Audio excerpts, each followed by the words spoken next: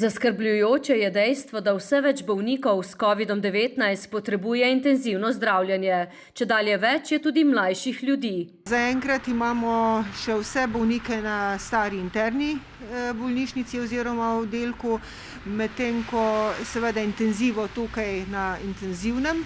Za pomoč na oddelkih bodo, tako Kramar Zupanova, poklicali specializante, saj so se v tem tednu zaradi delnega zaprtja države znašli pred izzivom, kako zapolniti vrzeli nastale zaradi varstva otrok. Prekuženih in precepljenih skupaj imamo že čez 60% zaščito.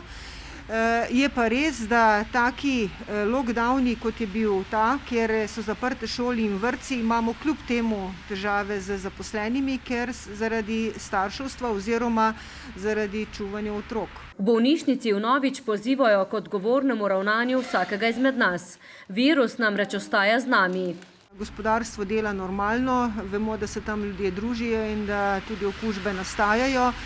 In ja, tudi iz tega razloga pričakujemo več okužb, zato se pripravljamo postopno na prvo fazo. Z 42 posteljami za covidne bolnike. Še naprej pa se bodo, tako direktorica, trudili po najboljših močeh, da bodo dostopni tudi za ne-covidne bolnike. V brežiški bolnišnici vnovič sprejemajo covidne bolnike od 31. marca.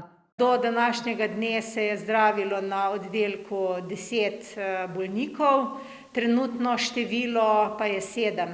V času, ko brežiška bolnišnica ni sprejemala bolnikov s COVID-19, so iz tamkajšnjega urgentnega centra napotili v Novo mesto 3, dodaja Hribarjeva.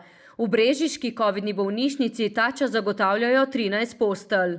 13 navadnih, torej za akutno bolnišnično obravnavo in eno za intenzivno terapijo.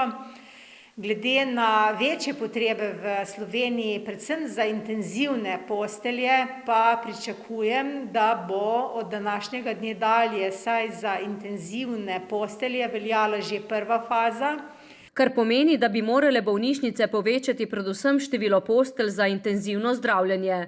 Pri njih to pomeni 2 postelji za neinvazivno ventilacijo.